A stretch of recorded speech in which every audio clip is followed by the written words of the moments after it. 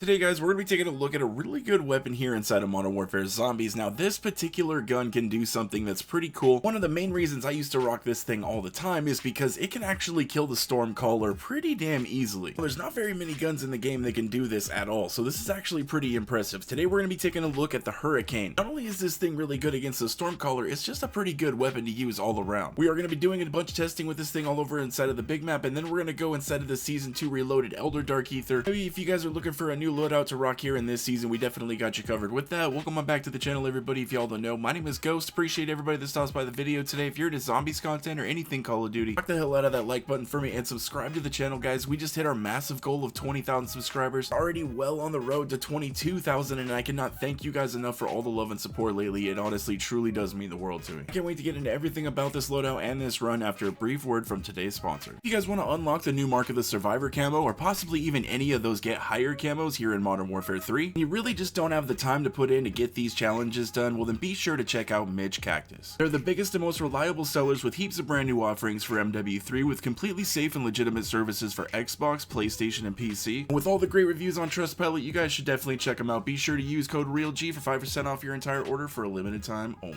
Now, if you guys do want to try to attempt to take out the Stormcaller with the Hurricane, maybe you don't have a spare VR11, that would be the fastest way to take out the Stormcaller, but if you don't have one of those, the Hurricane will do. But a few things that I'm going to definitely recommend if you guys are going to try to do it the Hurricane way. Number one, at least have a legendary or an epic ether tool put on this thing. Make sure that it's packed up to level 3, and then the last thing, and it's actually probably one of the most important things, is make sure that you have dead wire on it. Disciples really don't like electricity, that's why they really don't like the VR11. What I don't really understand is that the Wonderwaff really doesn't work the greatest, but oh well. Even as you guys can see here in this match, we were able to take care of this Stormcaller even in the second tier zone, and yes, they are way stronger inside of this zone. Not only is the Stormcaller himself going to be a little bit stronger, but the zombies that are all around him are all tier 3 instead of tier 2, so it's definitely a bit more difficult. It still really wasn't that bad. Now, I will encourage you guys, when you first start shooting at the Stormcaller, you're gonna notice that it's not really gonna look like you're doing any damage at all. Just stay persistent, and I guarantee you all of a sudden it's just gonna click in and you will almost instantly delete this guy. Now, if he is trying to suck up on your health, which he can regenerate himself pretty damn fast, what you can do is you can shoot him in the hand and that'll usually get him to stop, or you can just take a few steps backwards. If you're not carrying an Aether Blade, one of my absolute favorite lethals to run is going to be a Thermite, because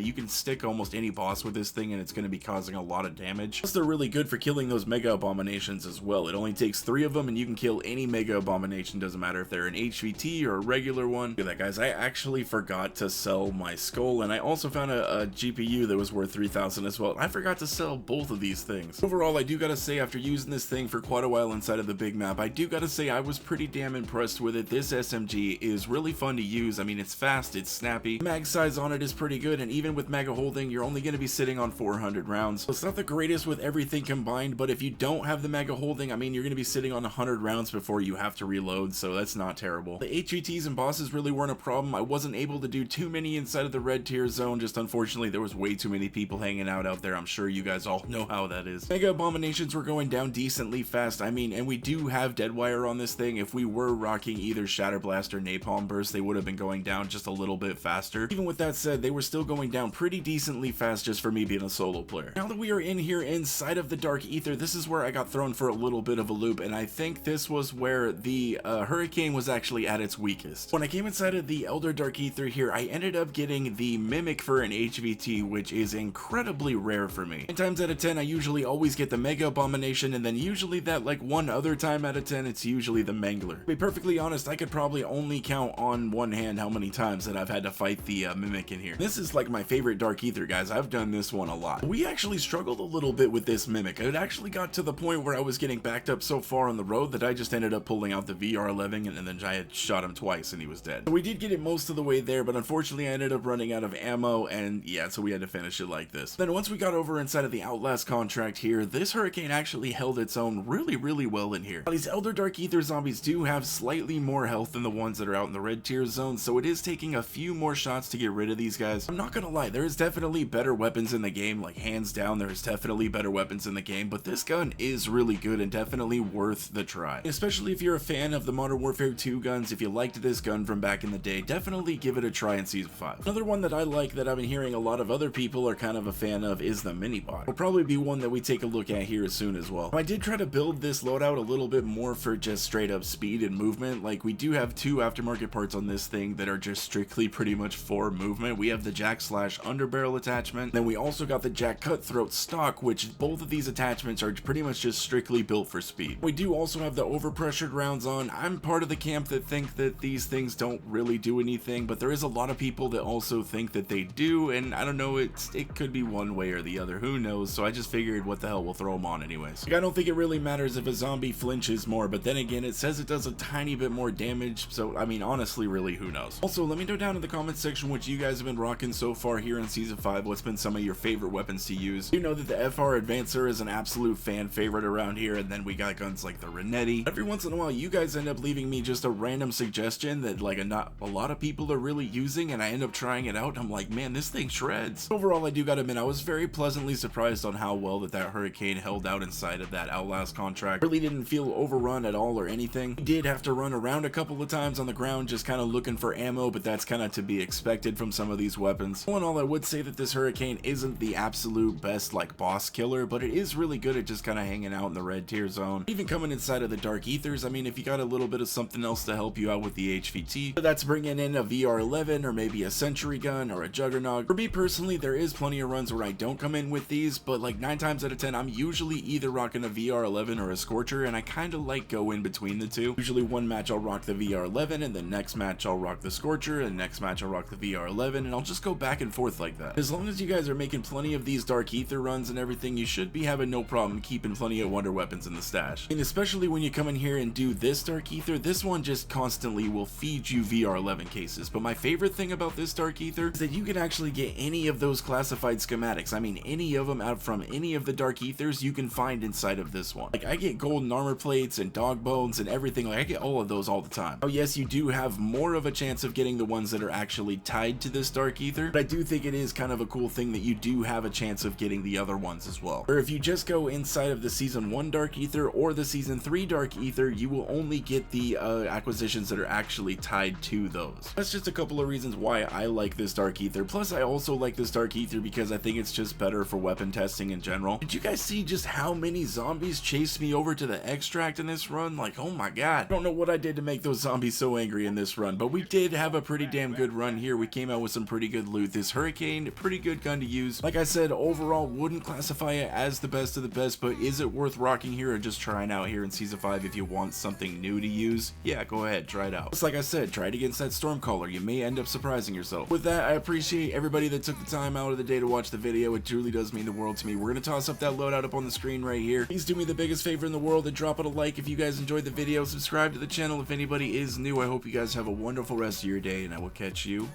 in the next one.